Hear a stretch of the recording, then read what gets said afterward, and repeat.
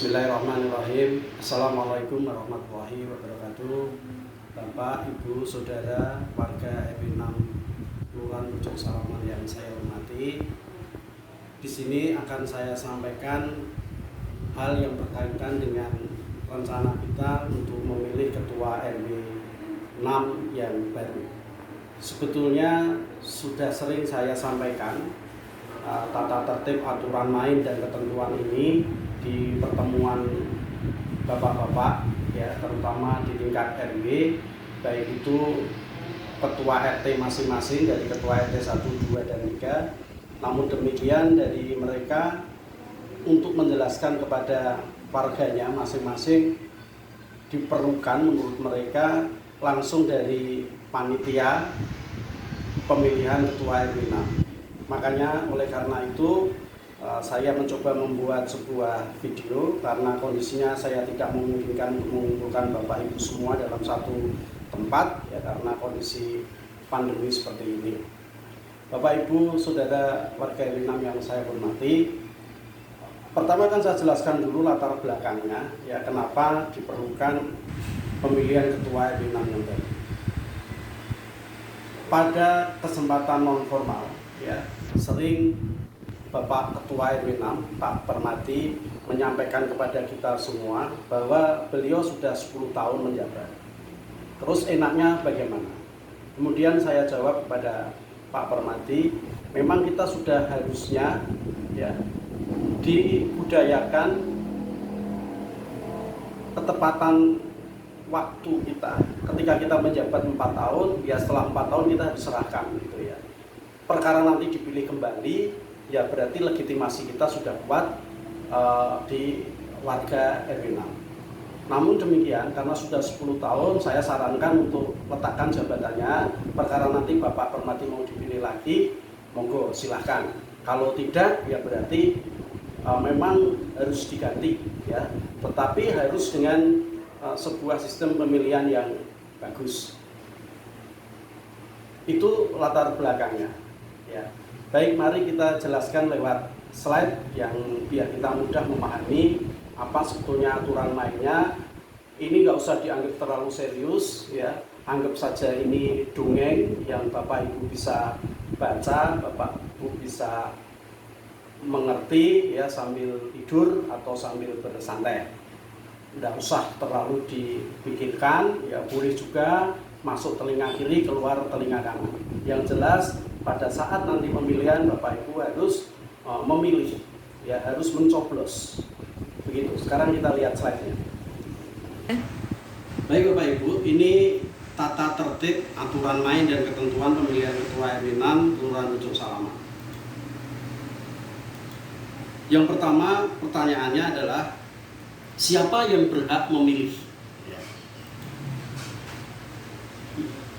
Satu, yang berhak memilih adalah semua warga RW 6 yang telah berumur 17 tahun ke atas, baik yang berdomisili di RW 6 dan atau ber-KTP RW 6 yang telah diverifikasi oleh ketua RT masing-masing. Jadi, kalau Bapak Ibu pemegang KTP RW 6, tentu saja Bapak Ibu berhak untuk memilih.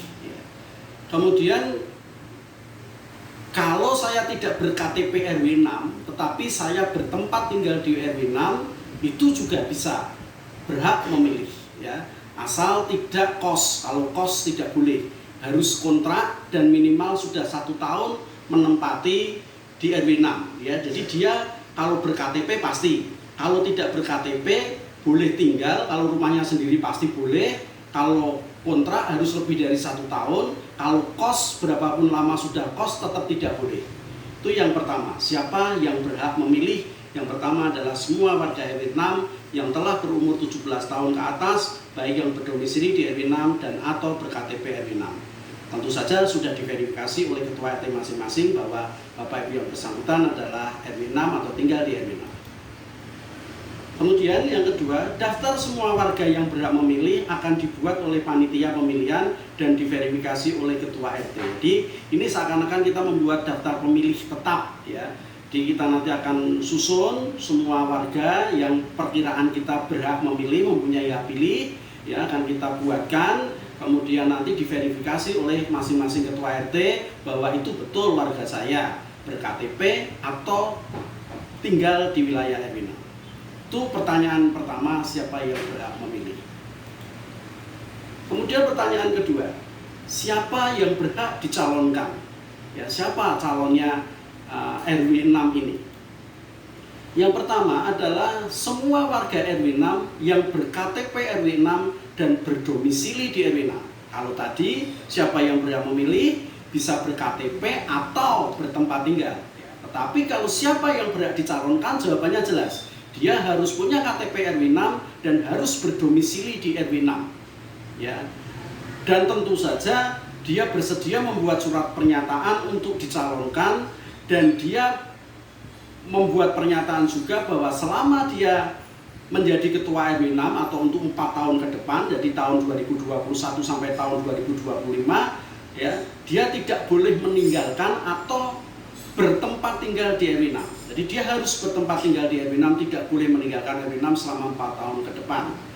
Jadi misalkan saja saya ya ber-KTP RW 6 tetapi saya tidak bertempat tinggal di RW 6, maka saya tidak berhak dicalonkan sebagai ketua RW 6. Jelas ya? Kemudian yang kedua, calon ketua RW 6 adalah perwakilan dari masing-masing RT atau calon independen yang sekurang-kurangnya didukung oleh 30 orang yang terdapat dalam daftar pemilih. Seperti saya tadi katakan, daftar pemilih sudah dibuat, sudah jadi siapa yang berhak memilih. Kemudian siapa yang berhak dicalonkan, dia punya KTP dan bertempat tinggal di RW 6. Tapi ada syarat tambahan, dia harus dicalonkan oleh masing-masing RT. Karena ada 3 RT, maka dia harus dicalonkan untuk masing-masing RT 1 nyalonkan siapa, RT 2 nyalonkan siapa, RT 3 nyalonkan siapa. Dalam hal RT 1 misalkan tidak mencalonkan, calonnya hanya RT 2 dan RT 3, ya, maka kalau orang RT 1 ingin mencalonkan, dia harus mencari pendukung minimal 30 orang yang terdaftar dalam daftar pemilih sebagai calon independen. Artinya bukan mewakili RT-nya. Ya, jadi jelas ya. Jadi kita bisa mencalonkan RT 1 siapa, RT 2 siapa, RT 3 siapa. Selain itu, saya boleh menggalang kekuatan, misalkan saya kepingin nyalonkan seseorang, tetapi kok ternyata orang itu tidak dicalonkan oleh masing-masing RT, baik RT 1, RT 2, dan RT 3, saya boleh mencalonkan orang itu. Namanya adalah calon independen. Syaratnya apa? Harus membuat surat dukungan 30 orang minimal, ya, kalau lebih tidak apa-apa. Ya. Kemudian orang yang mau dicalonkan itu juga sama, harus membuat surat pernyataan bahwa dia mau dicalonkan. Pendukungnya yang 30 orang itu juga akan kita buatkan form, ya, bahwa mereka mendukung calon tersebut. Kalau dukungannya itu jumlahnya kurang dari 30, tidak boleh, harus 30 orang minimal atau lebih tidak apa-apa.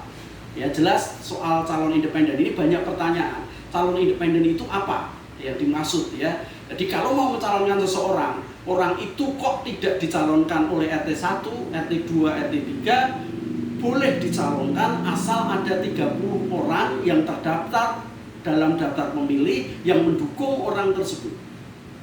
Jelas ya ini ya. Itu siapa yang berhak dicalonkan.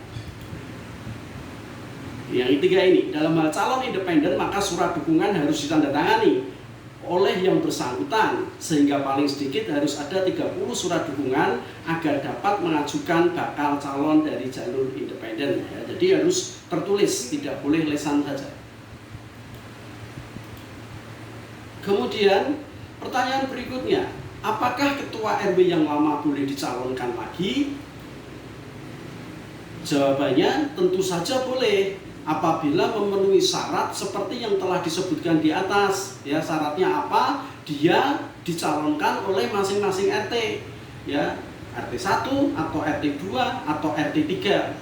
Kalau dia tidak dicalonkan oleh masing-masing RT, baik itu RT 1, RT 2, RT 3, maka dia harus dicalonkan lewat jalur independen. Syaratnya itu tadi, harus didukung oleh sedikitnya 30 orang yang terdapat dalam daftar pemilih, ya. Jadi kalau Pak RW, Pak Permadi tidak dicalonkan oleh RT 2 karena Pak Permadi itu ada di RT 2, maka Pak Permadi satu-satunya jalan kalau mau mencalonkan lagi harus lewat jalur independen. ya, berarti Pak Permati harus mencari dukungan 30 orang minimal yang terdaftar dalam daftar pemilih untuk bisa maju lagi sebagai calon ketua RW 6. Kemudian bagaimana cara memilih? Karena pandemi, ya, panitia akan mendatangi dari rumah ke rumah dengan didampingi oleh pengurus RT setempat dengan membawa surat suara, alat coblos, dan kotak suara sehingga memudahkan warga untuk menyalurkan aspirasinya. Jadi nanti panitia akan mendatangi rumah Bapak Ibu sekalian, ya, kemudian sudah membawa surat suara, alat coblos, dan kotak suara. Bapak Ibu bisa mencoblos di rumah, setelah itu dimasukkan ke dalam kotak suara, kemudian dibawa lagi, muter lagi ke rumah yang satunya, dan terus sampai semuanya selesai. Kemudian dalam hal warga yang berdomisili di luar RW 6 tapi terdaftar dalam daftar pemilih yang sudah terverifikasi, maka bisa mencoblos di lapangan serbaguna RW 6. Kayak saya misalkan, saya tidak punya rumah di RW 6. Kalau saya mau mencoblos, ya saya harus datang ke lapangan gitu ya. Nanti waktunya akan ditentukan kemudian, ya. Jadi selain door to door, ya, panitia juga menyediakan tempat untuk mencoblos, untuk memilih, untuk menyalurkan aspirasinya di lapangan serbaguna RW 6. Jadi semua terakomodir, baik yang mempunyai rumah berdomisili di RW 6 maupun yang berdomisili di tempat lain tetapi punya KTP RW 6, kan dia juga berhak mencoblos. Untuk hal yang seperti itu, maka dia bisa mencoblos di lapangan serbaguna RW 6. Jelas deh bagaimana cara memilih. Kemudian siapa yang terpilih menjadi ketua RW 6? Setelah pencoblosan selesai, ya, kemudian dihitung, kemudian tentu saja akan didapatkan suara terbanyak. Jadi lihat ini, siapa yang terpilih menjadi ketua RW 6 setelah diadakan pemilihan yang menganut sistem one man one vote atau satu orang satu suara. Jadi kalau satu rumah ada 2 bapak ibu, 2 anak atau 3 anak, ya, maka satu orang berhak memilih 1 surat suara. Ya, jadi tidak diwakilkan oleh ketua kepala keluarganya saja, tapi semua orang berhak memilih, ya, yang memenuhi syarat tadi. Maka yang terpilih adalah calon yang mendapatkan perolehan suara 50% plus 1 dari surat suara yang sah. Dalam hal tidak ada calon yang memenuhi perolehan suara 50% plus 1, ini mesti jika calonnya lebih dari 2 orang, maka akan diadakan pemilihan putaran kedua di mana pesertanya adalah 2 calon dengan perolehan suara tertinggi.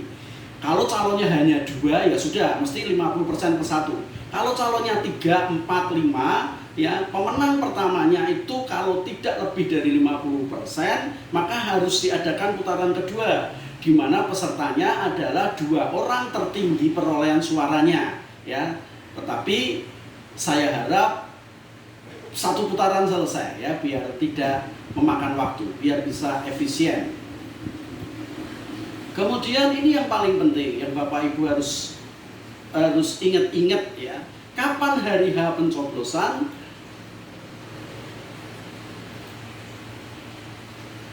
Minggu 31 Januari 2021. Ya, Minggu 31 Januari 2021. Ini hariannya.